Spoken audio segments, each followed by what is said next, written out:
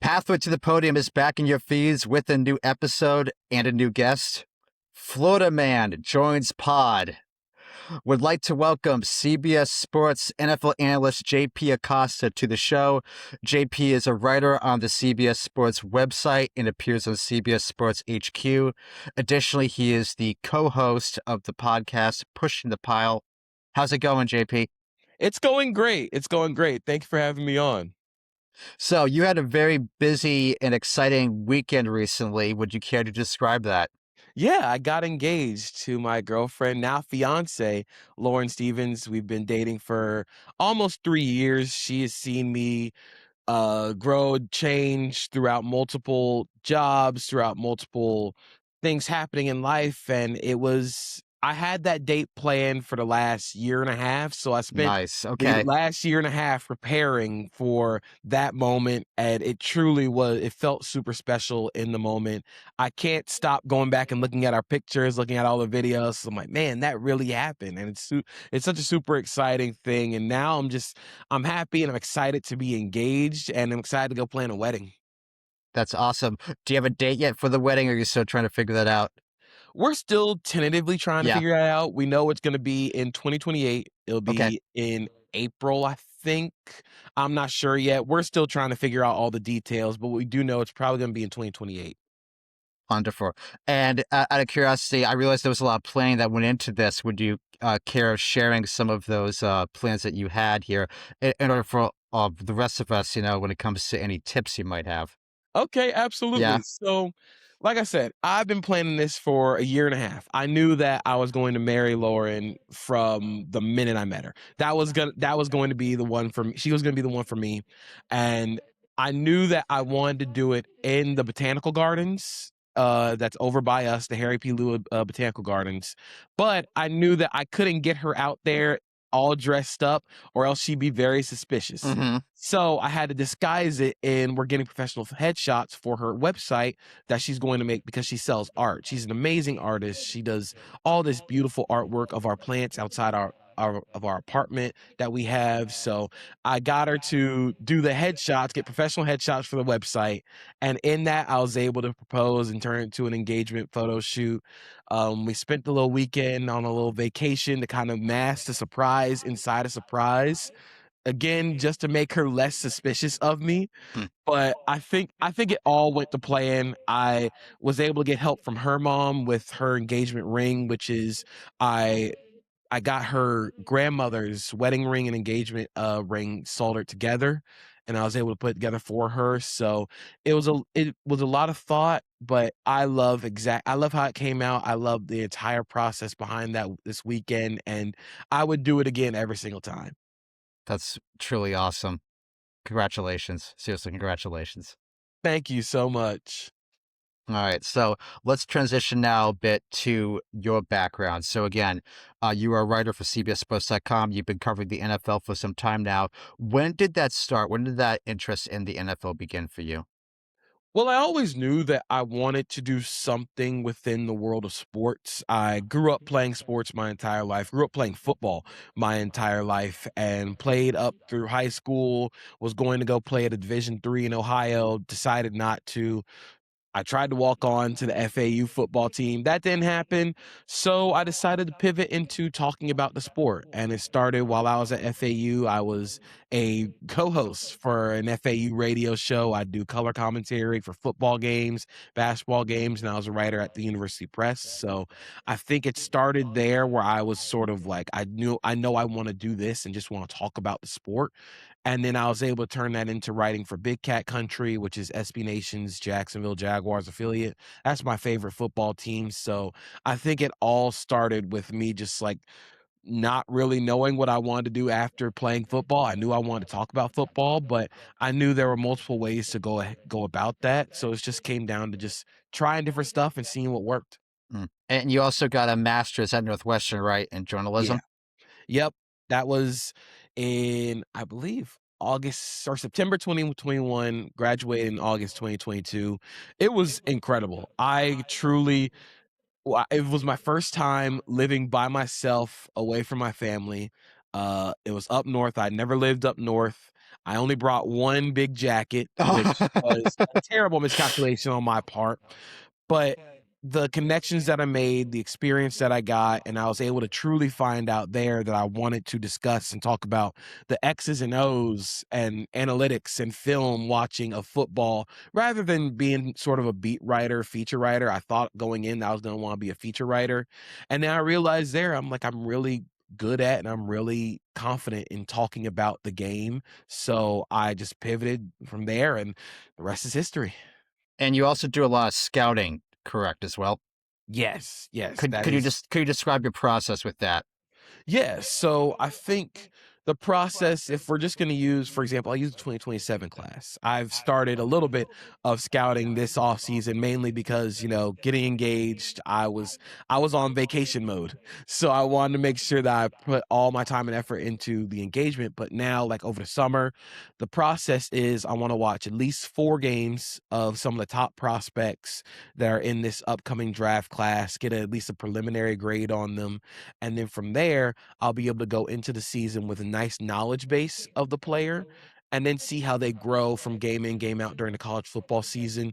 Of course, my primary role at CBS Sports is the NFL, so I'll probably get back into draft scouting around like December and January when I can fully get back into it when the regular season's about to end for the NFL. But once I get there, I'll add 3 to 5 more games. I'm hoping for 5 games of analysis and just watching the prospects once the season ends, and that way I can get an accurate base of their season before and the current season. Hmm. And not to put any pressure on you or anything, but everyone keeps talking about again this much heralded 2027 QB draft class. Do you have any initial thoughts on who you think the front runner might be for the number 1 QB taken? I think it's going to be Arch Manning out of Texas. I think he has the best blend of I think his feel for the pocket improved a lot over his time at Texas as a first-year starter last year. I think that his accuracy downfield is super impressive. And again, he's got the athleticism to be a true dual threat at the NFL level. I'd like to see him iron out a little bit of his footwork and short area accuracy. But if you're talking about a guy who can hit home runs with his legs and with his arm, I'm willing to take a bet on that. I think Dante Moore is in contention for that one spot, but I think he's more comfortably the number 2. I want to see him improve when it comes to pressure and when it comes to managing pressure within the pocket. And then I'm actually still a very big fan of Lenore Sellers. I think that his growth has been understated by how poor South Carolina was over the last couple of years on the offensive line, but I think he's grown in his pocket movement. It's just now just figuring out the ball placement and the accuracy skills. Do you think Dante Moore made the correct decision to return to school? And if you just consider his draft stats, not talking about NIL like money, but just like the draft stats itself. I think so. I think he probably could have gone first round this past year, but Okay. I do think when it came to being a pro-ready starter, I think there were some things that he needed to improve on before he got to the NFL level. Because what teams want to see now at the NFL level is starting experience and reps. Dante Moore, what he started a couple seasons across Oregon and UCLA, but this was his first full season as a starter at Oregon. And I'm sure that he wants those reps, that time to show scouts that he has improved in that pocket presence and navigating the pocket, like I said. So I cannot blame him for going back, especially because he knows what he needs to do to improve. And I think there's still a very good chance that he's going to end up being a first rounder anyway. So I think he made the right decision. Yeah. I think also about that last playoff game as well, which admittedly wasn't one of his best games, and that's the one that was the most watched, and I think that might have played a little bit of a role there too. But yeah, it is kind of interesting to determine like whether or not that was the right choice. I guess time will tell. Let's talk about another quarterback, one that was just recently drafted, who kind of has a similar background to Dante Moore. That would be Ty Simpson, who, of course, was essentially a career collegiate backup up until the most recent season, which then he started taking the starting reps for Alabama. It's surprised some people that the Rams took him that high at 13. I personally am kind of okay with it, though I think obviously it would have been better if they had traded down and gotten him later on in the draft than that high in the draft. What is your takeaway on that? It's difficult It's very because, difficult. Yeah. like, I get why people can see a starter in Ty Simpson. I think for a lot of the reasons that Brock Purdy is a starter, you can see Ty Simpson becoming that. But I think we sort of lost in Brock Purdy becoming Brock Purdy is how he became that. Brock Purdy started near 40 games in college. Ty Simpson was a 1-year starter. Brock Purdy is a really well-built quarterback, but he also has his share of injury problems. Ty Simpson couldn't stay healthy in his 1 full year as a starting quarterback at Alabama. So I just think, especially schematically, with the Rams trading for Matthew Stafford, it felt like Sean McVay wanted to get away from a quarterback that he had to hold his hand.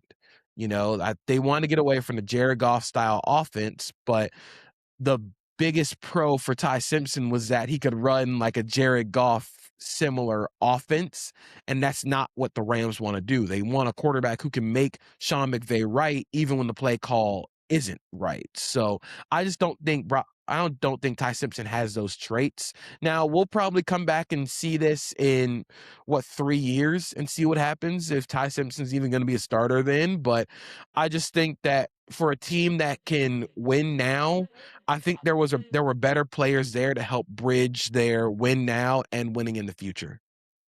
Yeah. I think that's really sound logic. One of the big discussions about this draft in particular was the consensus draft board. And this has spurred a bunch of debate online. It has a kind of its own like small ecosystem on Twitter. Where do you stand on that debate? I unfortunately stand somewhere in the middle because the consensus board is a tool. It is not what you can base your entire draft analysis on, but it is a nice tool to have. I think in a lot of ways in scouting and especially on social media, it becomes, if you like the consensus board, that's the only thing you live by. If you don't like the consensus board, you are vehemently against it. But I think there's an area where it's like, yeah, the consensus board is helpful for recognizing value and seeing where players are seen when it comes to around the NFL draft media landscape. But I do also think that it comes down to where you think the player is and what do you think the player's value should be. So I think just like anything in the sports world, and especially in the football film analytics landscape, it's a nice tool to have, but you're going to need more than one tool in your toolbox if you want to create an effective analysis. Exactly. Yeah, I think it's something that it's there if you want it, and if you don't want it, that's fine too. And you have to bear in mind as well that lots of these teams, not only do they grade some players differently, their needs are very different as well. And I think that also kind of again falls back into the Ty Simpson debate there in terms of just what is the correct fit schematically and things like that, and what kind of positions, what kind of traits they value. So yeah, I think it's somewhat useful, but and again, that depends on the GM and the owner to the extent they want to rely upon it. Let's talk actually a little more about the fit here between different players. So let's play a little quick back and forth here. Looking at this draft, this 2026 draft, and looking at pairings between drafted players and teams, what pairings do you identify as that are the most mutually beneficial? And what I mean by that is this is a team in which the player can really develop well. They fit well within the team scheme. And from the team's perspective, that means that you can almost draw a direct correlation between that team's success or failure and that player's success and failure. I really like the Ruben Bain pick for the Tampa Bay Mm-hmm. Buccaneers. I thought he should have gone higher, but I do think he fits specifically what Todd Bowles wants in his pass rushers. He can create havoc from multiple spots on the defensive line, and I think that because he is a winner by himself, he can help free up other abilities for guys like Yaya Diaby, Kalijah Kancey, David Walker coming back off his injury. But I think what Ruben Bain allows him to do is they're going to get really creative with their stunts and pass rush games. Because Bain is such a strong and physical player, you can use him to cross the face of tackles. You can use him as a denter on pass rush games. I think there's a lot of opportunities for him to be at least a quality player in the NFL, even if he's not a superstar. Like, I'm not going to say he's going to get 15 sacks a season, but I think he's going to be a very good player for that team. I'm also a big fan of the Blake Miller pick for Detroit. I think Okay. it's a nice indication that Penei Sewell is going to be moving from right to left, which felt sort of like the plan for Penei Sewell move from since he was drafted. Blake Miller is ready to play right now. Played 50 plus games at Clemson. Was a starter as a freshman. Big, long, athletic. Those guys go where Detroit had them or where he selected them, and I think that he fits what Detroit's offense really wants to be up front. And then I think another guy that I'm really fascinated by, this was on day 2, was R. Mason Thomas to the Kansas City Chiefs. I think it is a very different type of pass rusher that Spags normally goes after, but it's important because it is a different style. I think R. Mason Thomas brings a lot of speed, a lot of burst, a lot of bend. That's something that Chiefs pass rushers don't really have. And because of that, you can at least have him as a specialist and he can get pressure for you right away. I thought he had the best bend and explosive first step in this draft class. So I think he's going to be a guy that if he's not a full-time starter right now, I think he's going to be a very effective pass rusher in year 1. Yeah, a couple I had on my list, and that's a great list, by the way. A couple I had Malachi Lawrence out of UCF going to the Cowboys. I think that definitely would help their defense. I had Jordan Tyson from Arizona State. I was a little bit, I don't know, like the jury was out for me a little bit on Tyson, but it kind of grew a little bit over time with me. And I think if Tyler Shuck is the real deal, and we kind of have to determine whether he is or not, if he is the real deal, and if Tyson can remain, not getting injured every single season, those two could really light it up. Yeah, and I think with Tyson, I think he complements Chris Olave really well because Olave can win on the outside, where I think Tyson can be more of that Z movement guy that wins in the intermediate areas of the field. So that means the Saints offense you can have levels to it. You can have Chris Olave still working vertically, Tyson working the in between. You can have Bryce Lance, they drafted on day 3, be sort of their floor spacer. I like to think of it like starting fives in the NBA. Like I think Bryce Lance is a really good floor spacer if he's not the most refined guy. But I think Tyson has the potential to be a nice in-between player for them. It's just like you said, can he stay healthy and can he develop a little bit more physicality through his routes? Any day 3 picks that stand out to you that are good fits? I really like the Sam Heck pick for the Carolina Panthers. I thought the Panthers were going to address center a little bit earlier, but given the way the center class sort of fell, Sam Heck I thought was really nice value on round 5. I don't think that he's like going to be a superstar because I think he's a little bit athletically limited, but he's really smart. He can climb up to the second level, and I think when you insulate him with 2 behemoth guards like Damian Lewis and Robert Hunt, he can really thrive in that center spot. And I think the Panthers are building something really cool on that offensive line. So I really like the Sam Hecht pick. Keith Abney for the Lions as well. I thought that Abney should have gotten picked a little bit earlier, but I think he's probably profiles best as a nickel, but he erases in breakers. He plays bigger than his size. I'm fascinated by what the Lions are building in their secondary because they just need to stay healthy. And if Amik Robertson, who is now at Washington, they're going to try and replace that guy. I think Keith Abney's a really, really nice replacement. And then I was surprised to see Deion Burks fall all the way to round 7, but the Colts drafting him is a really, really good spot for him. He has so much juice as a vertical receiver. He is explosive with the ball in his hands. He has some nice ball tracking skills, and I think he complements what Josh Downs and Alec Pierce do really well. I had Elijah Surratt, wide receiver and national champion, Indiana, now with the Baltimore Ravens. The Ravens for years and years now have kind of struggled with establishing a wide receiver position, and I think there's a lot of good potential there for Lamar to hook up with them, potentially. We'll see. Yeah, I think that's it's not a super sexy pick, but I think he gives the Ravens receiver room some reliability. And that's something that the Ravens receiver room doesn't really have. It was very volatile. There were some drops, there were some miscommunications. Elijah Surratt is going to be in the right place at the right time, even if he's not a super dynamic athlete. So we're now at the position of the NFL calendar where things have kind of settled down a bit here. As the draft is over now, the free agency frenzy, the initial days of that are long gone. That being said, there's still plenty of free agents that are still available. One area that I'm looking at, in particular, JP, I'm looking a lot here at the wide receiver free agent positions because I think there's some guys that if they reach the right team, they could really excel and really improve that team.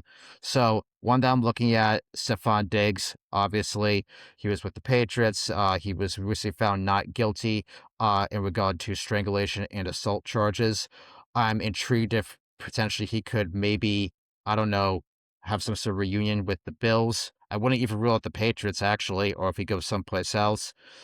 Deebo Samuel comes to mind. Keenan Allen, last time I checked, is also a free agent, assuming nothing has changed as of this morning. Are there any guys that stand out to you within that position that you think a team could really utilize properly? I think Deebo Samuel is pretty fascinating because I do think that he is still somewhat limited as a receiver, although he did some nice stuff for Washington, especially when Terry McLaurin went down. But I think he still provides some nice tackle breaking ability in terms of just getting him the ball and seeing what happens, on jet sweeps, design touches. I think teams that really want to do sort of that Shanahan McVay style of offense where they just bring a lot of guys in motion, just need a quality second or third receiver. I think Deebo Samuel can be that guy. I do think DeAndre Hopkins is still a free agent, and I'm curious where he ends up going because I think that DeAndre Hopkins can still be a valuable receiver in small doses because of his ability to go up and get the ball. But I do think he's another guy that's really fascinating. Tim Patrick played for the Lions, played for the Jaguars. I think he's just uber reliable. He's going to do the dirty work over the middle of the field. He's going to block his butt off. I think there's always room for a guy like Tim Patrick on every roster. I think Tim Patrick's a guy that I'm really fascinated what he gets. Hmm. You follow the AFC South closely, much more closely than I do. Big question this offseason. Does CJ Stroud get a second contract with the Texans? Now, of course, Houston recently they exercised a fifth-year option on him, and down the road they can franchise tag him if they so wish. But does he actually get a brand new, shiny second contract? I think he does get a second contract because I think he's still a good quarterback. But I do think the Texans have they haven't really given him a lot to work with. So over the last couple of years, the Texans' run game has been non-existent. Their offensive line has been non-existent. And what you need when you are a young quarterback, you need play calling, playmakers, and protection. The Texans did not have very good protection for CJ Stroud over the last couple of years. You can start to see some of those bad habits develop for Stroud.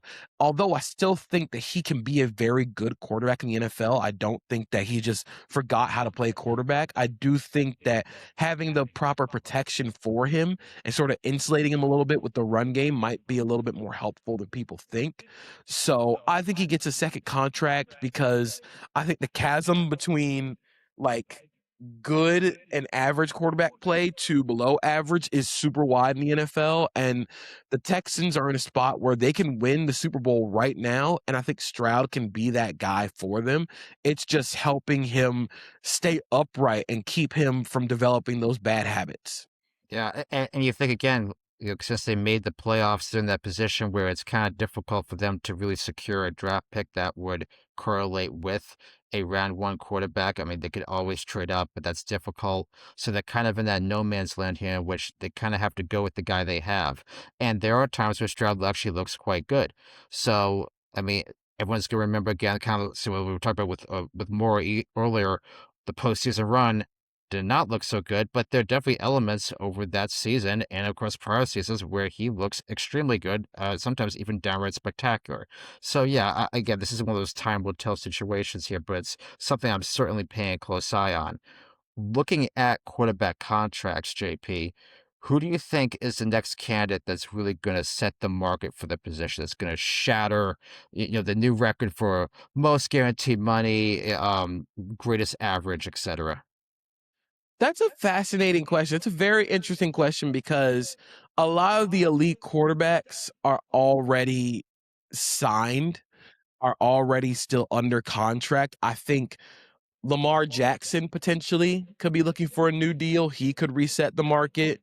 If we're talking about guys on rookie deals, I think it's a little too early to say for those guys. I don't think Bryce Young, I don't think CJ Stroud resets the market.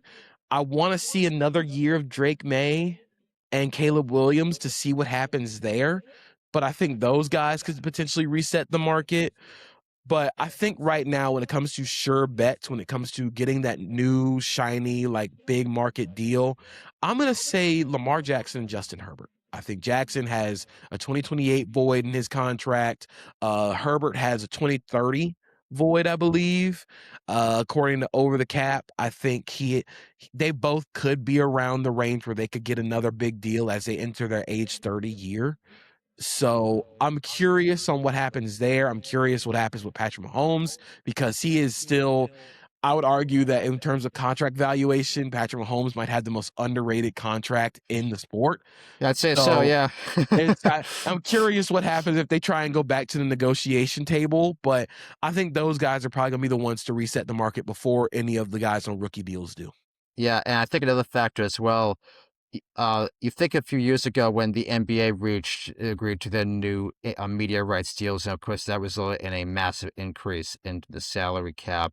You have to think if when the NFL renegotiates their media deals, be it this season, and now it's looking more and more likely it might now be 2027 when they do that, that once that new money hits, that's really the time when these players want to cash in. So maybe the agents are even saying, hey, like, it's okay to not really push too hard for that right now because it makes a lot more sense to hold off once you have that extra oomph available, potentially. Yeah, when you have more money to work with, there's the salary cap keeps rising an insane amount every year. So I wouldn't be surprised if those guys get the big money contracts next. Mm. I know one of your podcast episodes, you recently went division by division and you looked at all the teams and essentially kind of ranked them. What division stands out to you the most that is most intriguing? So not necessarily the best division or even the worst division, but what's the division where you're like, you know what, I may pay some additional attention to them this upcoming season?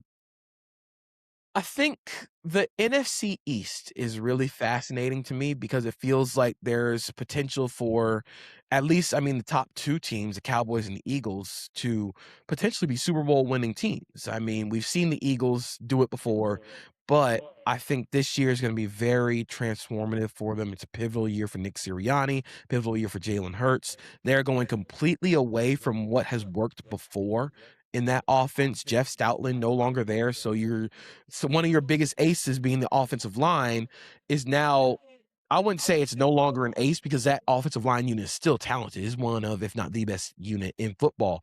But Landon Dickerson's coming off of an injury-riddled season. Lane Johnson's coming off an injury-riddled season. Cam Jurgens couldn't stay healthy.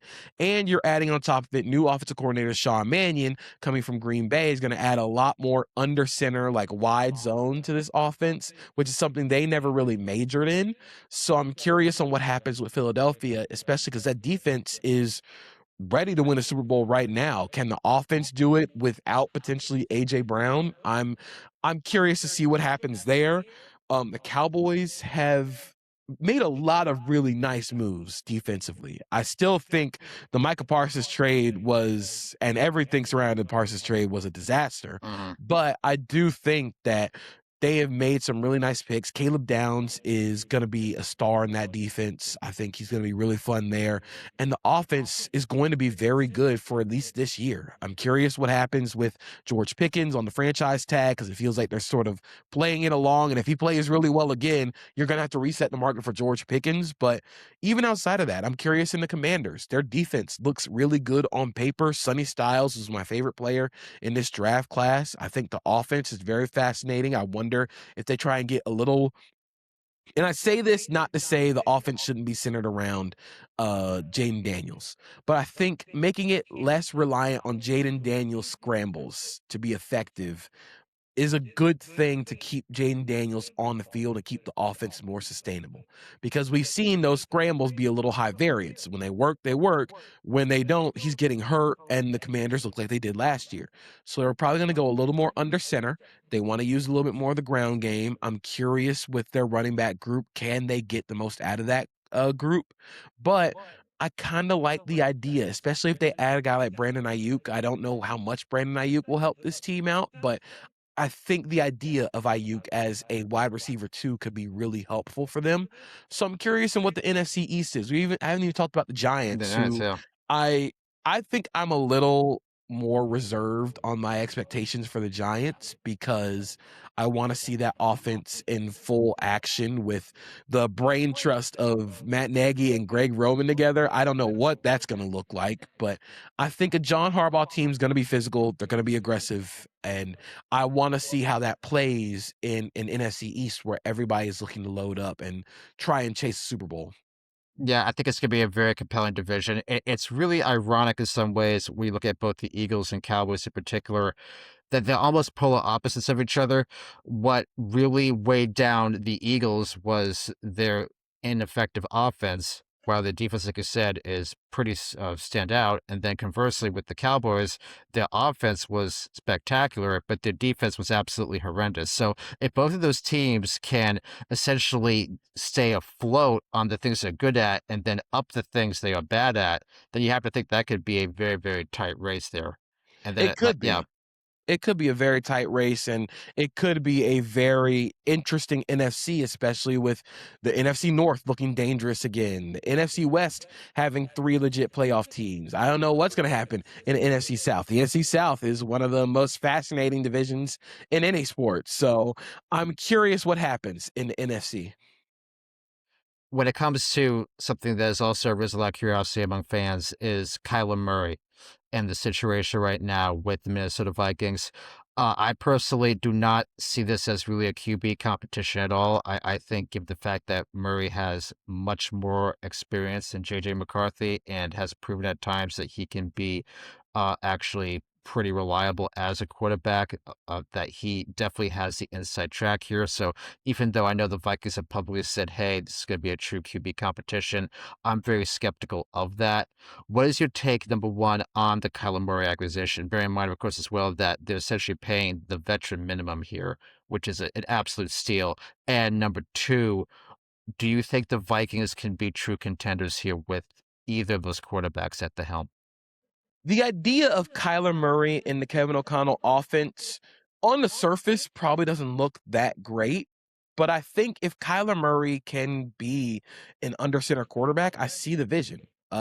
If you're looking at what the Kevin O'Connell offense looks like at its best, which you can assume when Sam Darnold was under center, they threw the ball downfield a ton. That's where Kyler Murray wants to thrive. He's not a quick game passer. His legs are his quick game.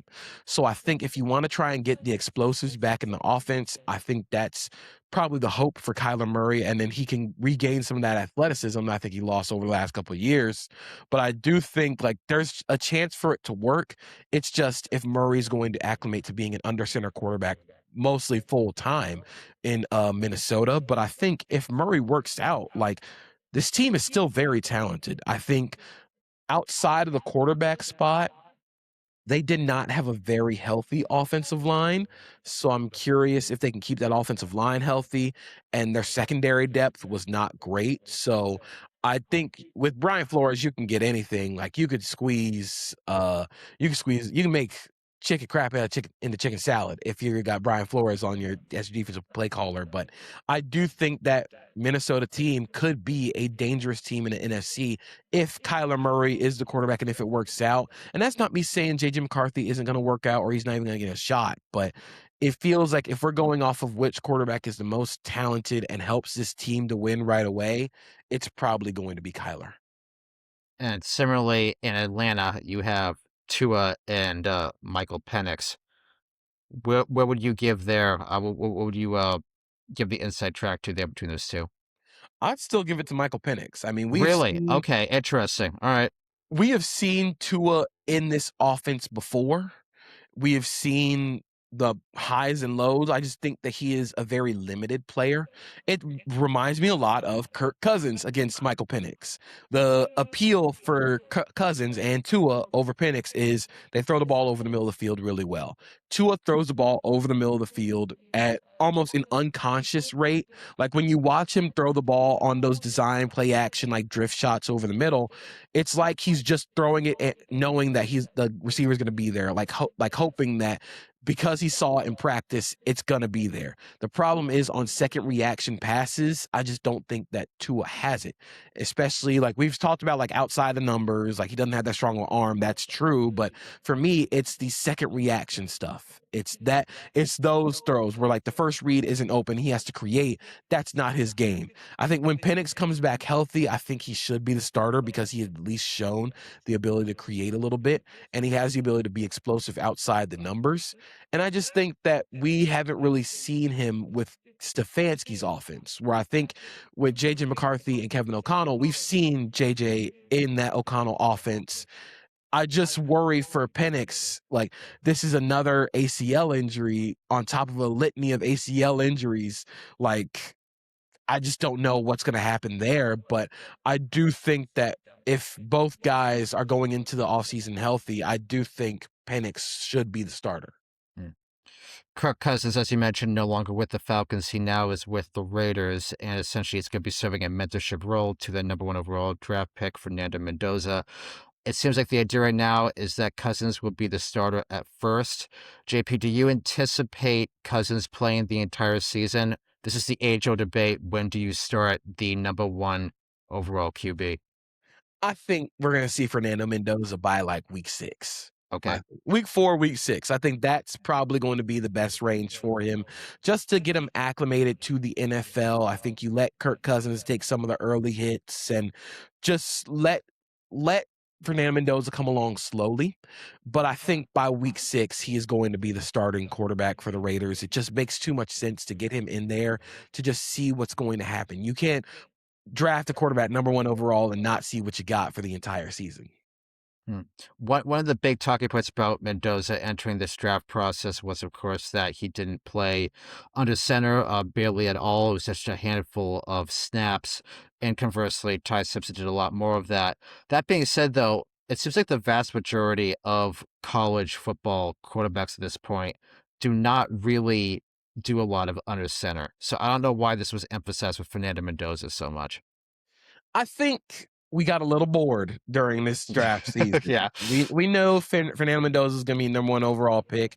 We knew it since he made that touchdown run against Miami. Even before that, we knew that he was going to be the number 1 overall pick. So I think we got a little bit bored trying to find things to be like, well, he doesn't do that very well. And I think the under center thing is valid, but Cam Ward didn't take a lot of snaps under center at Miami, and that didn't matter at all. So I think it's more about what the guy can get acclimated to and what he can grow into and what he can become. And if you're talking about taking snaps under center, Caleb Williams also did not have a lot of under center snaps, try to combine reps and snaps there. But I do think like with Mendoza, you just give him enough time to actually go do it, he'll be fine. Yeah, I mean, I think he has a pretty clearly strong work ethic. So I don't really anticipate being too much of a problem. Obviously, anytime you're doing something different than what you're normally doing, there's a transition there, but I think he has plenty of time to figure that out. So I think this, again, like you said, this is some of the storylines that it's worth noting, but it really took off far more than it should have just because of the lack of overall intrigue with this QB draft process. Let's talk about the third quarterback taken, Carson Beck. He has an interesting history here, given that he was with Georgia for a while, and if for some reason that didn't really shake out, I'm still kind of confused why it didn't really work out. But then, of course, he joins Miami, and as he mentioned, he just took them to the national championship. They fell short, but still reached the national championship game. What is your scouting take on Beck? Man, I think Carson Beck can be at least a spot starter for a team. I would not want him starting more than 4 games out of a season. I think the pros are he knows how to run an NFL offense. I think he can throw the ball over the middle of the field. He knows how to get to his checkdowns. But the problem is his arm is completely shot. I don't think he has a lot of creation skills. And above anything else, the turnovers aren't just one interception here, one interception another game. It's 4 interceptions. It's 3 interceptions. They come in bunches. They come in waves. So I think the problem with Beck is he just doesn't have enough athleticism to overcome some of those mistakes. So I think he's probably more of like very similar to a late stage like Kirk Cousins, which to me, again, with the Cardinals, you're going to be drafting the quarterback in the first round next year. I don't think Carson Beck is stopping you from doing that. That was what kind of confused me because I mean it's pretty obvious that the Cardinals are not going to be a top team in my mind. Like I said, there's a very good chance that they're going to be picking within the top third, maybe even the top 5 of this draft. So it seemed kind of strange why they would even draft a quarterback at all. What also was strange to me, and I'd be interested to hear your take on this, JP, is them taking Love at 3. And to me, this feels, and I'm just gonna be frank here. To me, this feels like a pick that the owner said, "I want this player. I want to fill the stands up because people are going to watch this guy." How do you feel about that? So I see it through 2 lenses. I'm fine with taking a running back 3rd overall, especially a running back like Jeremiah Love, who's going to touch the ball a lot as a runner and receiver and is truly a game-changing, field-tilting talent at the position. When it comes to the Cardinals team building, that's where I have a little bit more questions because you brought back James Conner, you signed Tyler Algier, you still have Trey Benson on the team. Now you have 4 highly invested running backs on the team along with now that you have Jeremiah Love. I'm very curious how that running back room shakes out. I think that there's going to be some really interesting trade calls potentially for Benson or James Conner, but I'm fine with taking a running back 3rd overall. I'm not a big like positional value guy. I just think like you draft the good players, especially because now with how much the run game is mattering again in the NFL, just go draft a guy who's going to help you hit explosives. But I do wonder why the Cardinals would when it comes to their team building aspect or team building process. Which is definitely going to be a multi-year thing. So we Yeah. have to see about that. Let's look at the 4 teams, the final 4 teams of this NFL season that was just completed here. Both the Patriots and Broncos now will be playing first place schedules. Which of those teams do you think? I'm not borrowing your Emma. No, I'm kidding. I'm joking. I'm joking. I know I'm not. I know I'm not. Which of these 2 teams do you think is more legitimate between New England and Denver? That's such a good question, actually. I've thought Yeah. about this the entire offseason. I'm hesitantly going to say the Broncos, and I think this answer is probably going to be different around June 2nd when we might get the A.J. Brown trade to happen. Yeah. Now, if A.J. Brown does get traded to the Patriots, I think I'm going to say the Patriots. But right now, I just think the Broncos are loaded, especially on the defensive side of the ball.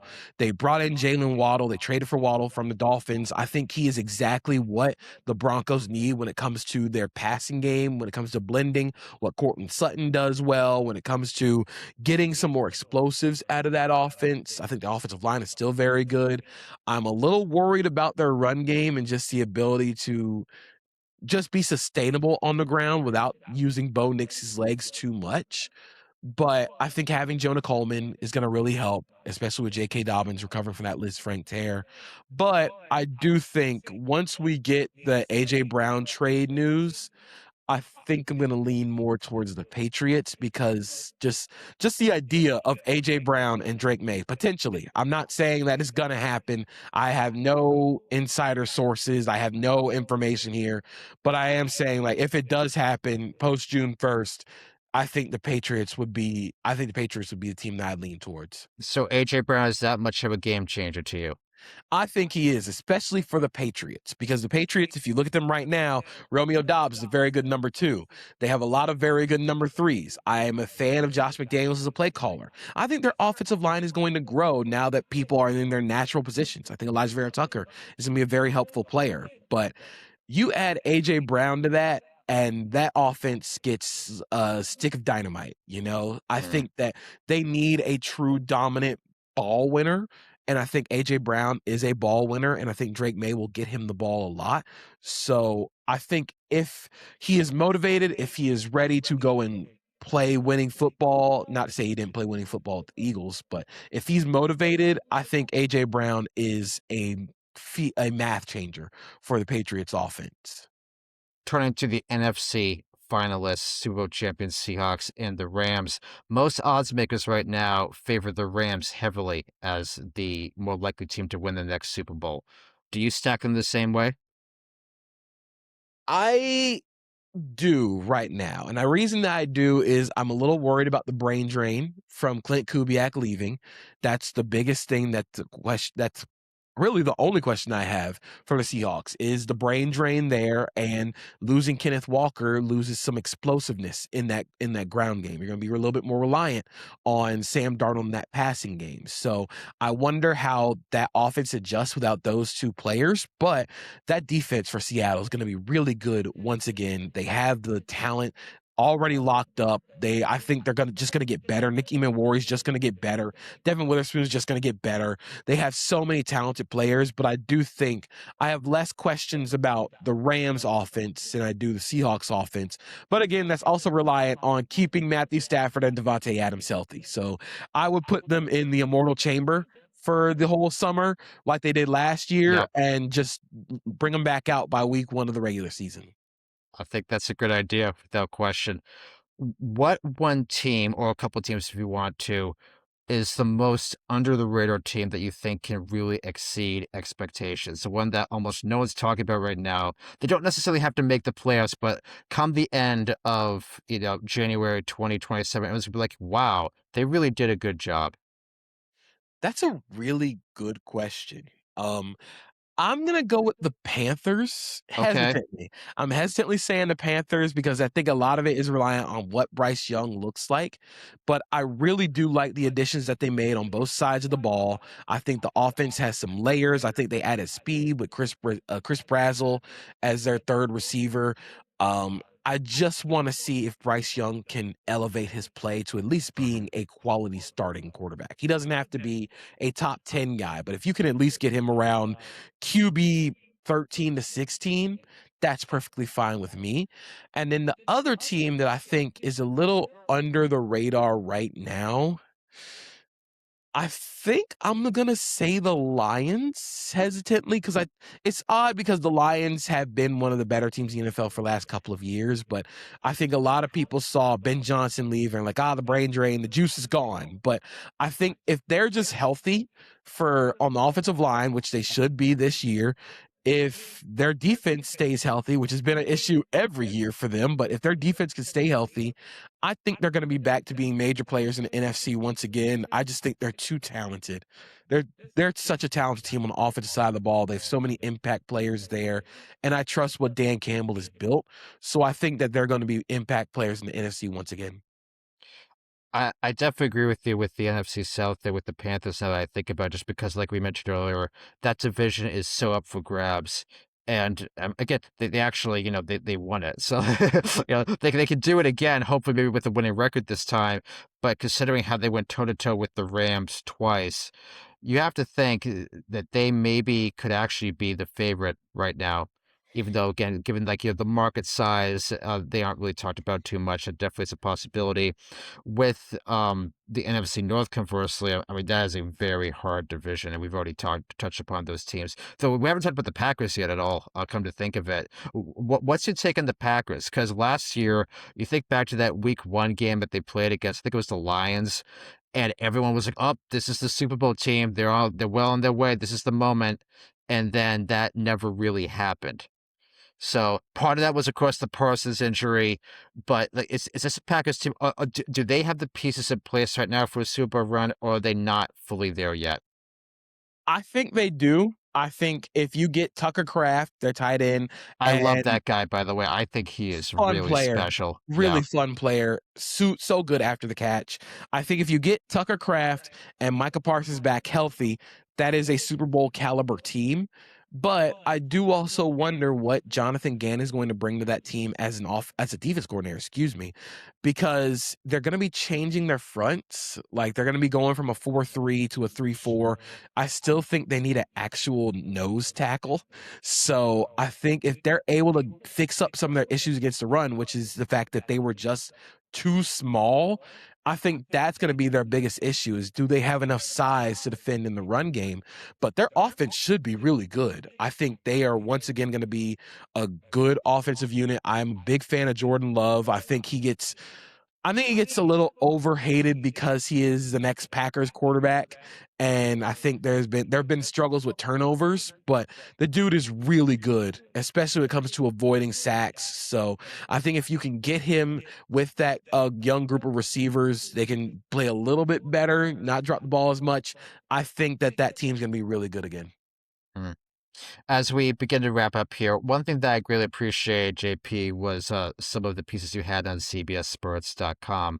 And one that was quite enjoyable, and I think you had a lot of fun with this, was you did this really interesting draft comp article. So lots of times when people do draft comps, they usually compare players to veterans or NFL legends, all right? And lots of times those are kind of reaches.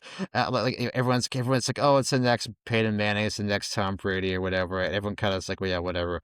You took a very different path here, and I really enjoyed this. You did anime and pop culture comps. So, number one, how did that come about? And number two, what was your logic behind making those comparisons?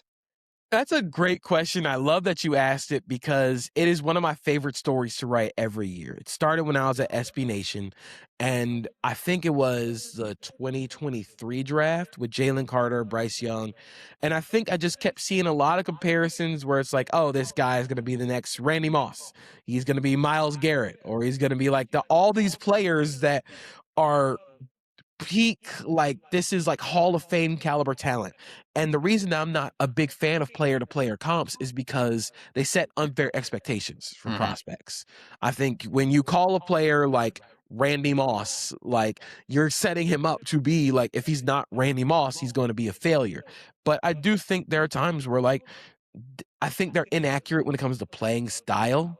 So instead of doing that, I just compare them to anime characters and pop culture, things from pop culture. Because for me, my process is I want people to think like, oh, like that, that's a little crazy. But then when you read my, not only evaluation, but the reason why I gave the comparison, it's like, oh, like I understand it. Like one of my favorite comparisons I gave out this year was comparing Jeremiah Love to fifth gear Luffy from One Piece because he just creates so much in that fifth gear in his special power up where like he can turn the entire environment into his own like personal playground.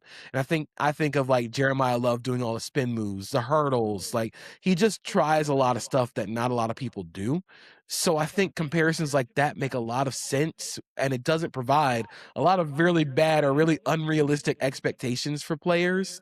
So I just think that the comparison process is a little bit flawed when we're comparing player to player. But I do like comparing players to things that have nothing to do with sports. I think it's a good way of reaching other people outside the world of sports and bringing them in, while also going to people who are in sports and appealing to things that they enjoy outside of football.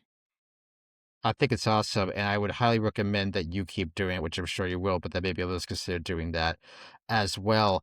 And I actually, some teams kind of do this too. I think it's the Rams and maybe some other teams, like they actually use emojis reportedly in terms of their scouting reports on certain players. So maybe in some ways it's actually better. Like, I mean, like if that's the system that you have and it's your form of communication and it works, why not go for it, you know? Yeah, if you're solid behind it and you think it works, I'd say I'm gonna keep going. Yeah, fantastic. Are there any other things you'd like to touch upon, JP, before we go? Anything else with the NFL offseason or draft, what have you? Nope, I think we covered everything. Thank you for having me on. No, it was an absolute pleasure. I mean, that was kind of like just a endless back and forth. I asked you maybe like 30 questions, and you were on top of it entirely. So, and just to be clear, for anyone who watches or listens to this show, I don't give any questions out ahead of time to any of the guests. So the fact that you, JP, were like that on top of it, I think is extremely impressive. I commend you for it. Awesome. Thank you. It's helpful when you have someone asking some great questions. It's good to sort of like have the brain working a little bit, especially coming off vacation. It's good to get everything fired back up a little bit. Yeah. Do you want to quickly promote your podcast once again, Pushing the Pile? Yes, we are pushing the pile. You can find us on CBS Sports Network. We have a show on Wednesdays at noon. We'll be on CBS Sports Network. If you miss it then, you can find it on YouTube. Subscribe to the YouTube channel, Spotify, Apple Podcasts, wherever you get your podcasts.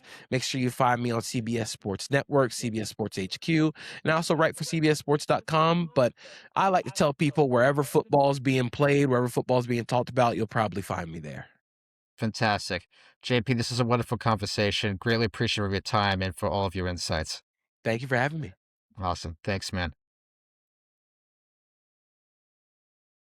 Thanks to JP for a wonderful conversation, and congratulations once more to him and his fiance. All right, you know what time it is. Jake's Takes.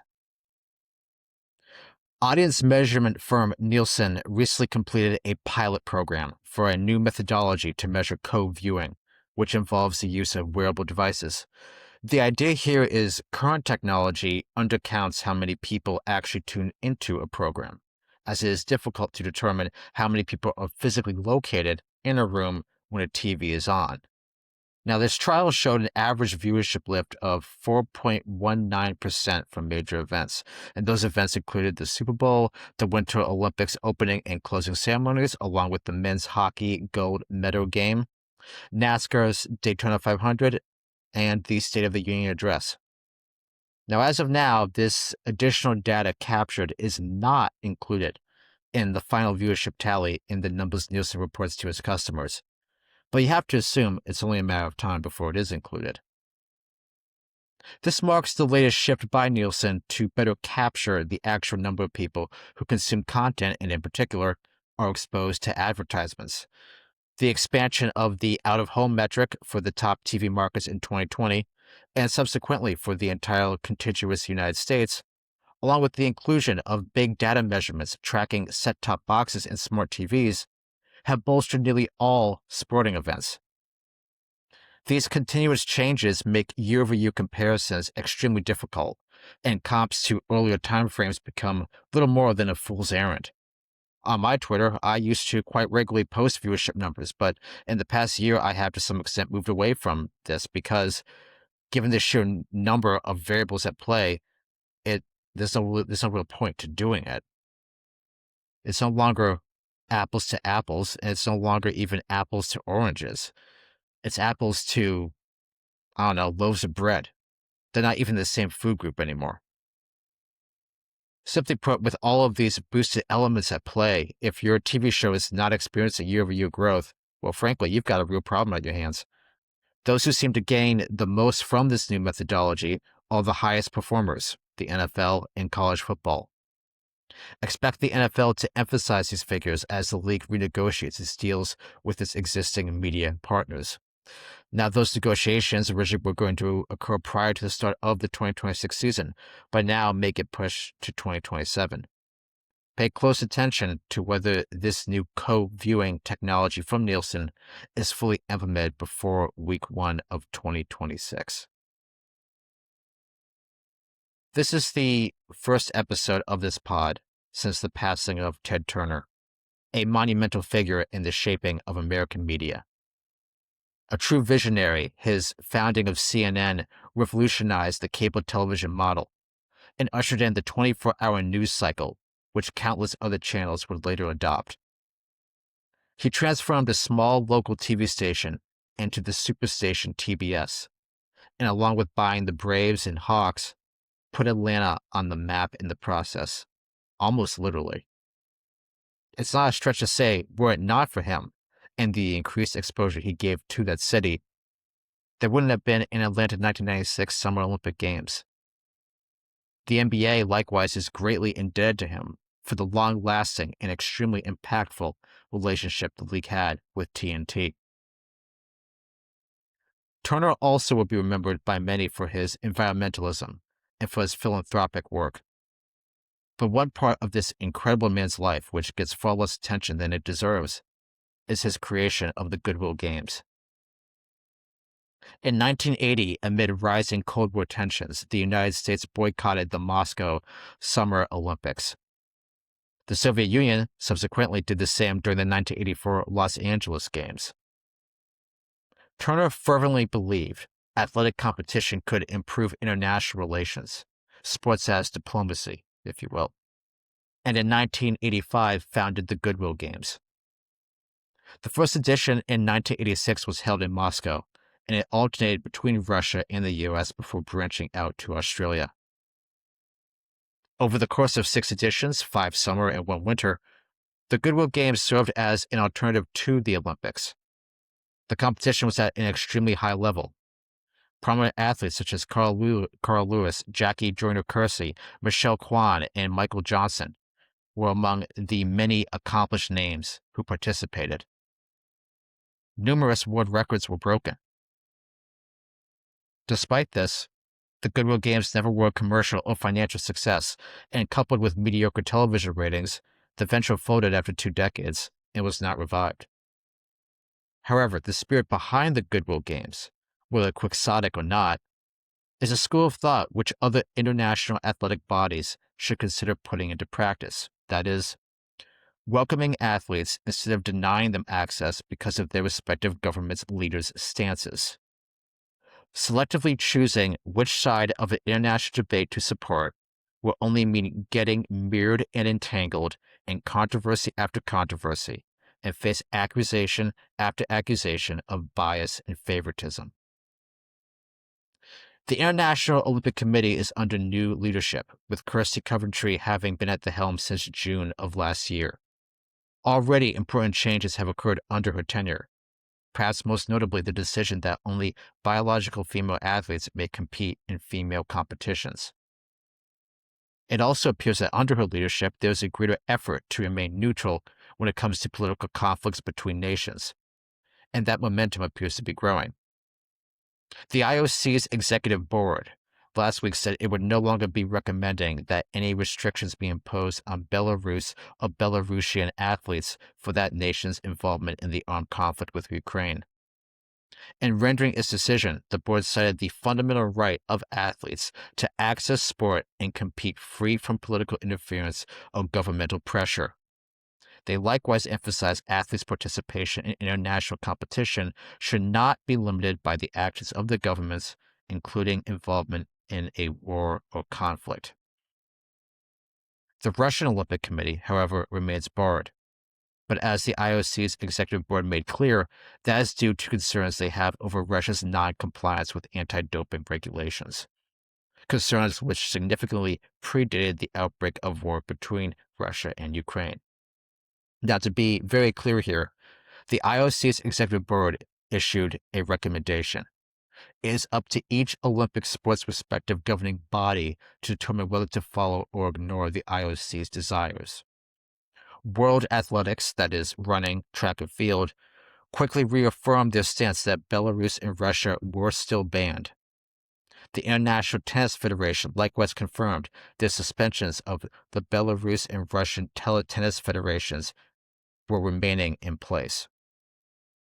Conversely, World Aquatics, the swimming and diving regulatory body, back in April ended their restrictions on Russia and Belarus. Of course, with the Olympic Games, athletes still have an avenue to compete in an Olympics under a neutral flag. Now, I strongly believe athletes should be allowed to participate and be allowed to compete under their own nation's flag, regardless of what actions the country is engaged in, be it conducting a war, being engaged in a territory dispute, applying economic pressures to other nations, or anything else. The world is a very complicated place. The key here is to avoid double standards. Instead of playing the morality police, determining on a case-by-case basis what does or does not amount to a permissible action, one universal policy should be applied as much as possible. And the standard should be this: athletes should always be able to compete no matter where they hail from. Instead of, what about Iran? What about Israel? What about Pakistan? What about India? What about what China is doing? What about the US is doing? Etc., etc. One standard, They get to compete, period, full stop. As I just highlighted, some sport governing bodies have decried the IOC's decision. Now, there will always be pushback. There will always be chatter. But if the Olympic Games truly stick to the same policy of we're not getting involved in the affairs of countries, if they remain steadfast and resolute and apply this hands-off policy equally to all nations, then those complaining really don't have much of a ledge to stand on. Athletic competition should be a celebration, a triumph of sport itself. And who knows, maybe it could create and mend ties too, as Ted Turner hoped it would. That concludes this episode. If you missed any prior installments of this pod, earlier in your feed, you have Formula One commentator Nelson Valkenburg taking us behind the scenes of an F1 broadcast, Benjamin Robinson predicting the outcome of the NFL draft via machine learning and wisdom of the crowds, Scott Friedman discussing the ticketing market for major sports events, including the Masters and the upcoming World Cup, and sports journalist Caroline Price covering the latest stories and controversies in gymnastics and figure skating. Please subscribe, follow, and like this podcast on social media. Video episodes of this podcast are available on both Twitter/X and YouTube. On Twitter, that's Jake A. Klein. That is JakeAKline, and at Pathway to the Pod. On YouTube, at Pathway to the Podium Pod. And of course, you can also follow on Instagram and TikTok, which is Pathway to the Podium. Hope you enjoyed this episode. Bye, everyone.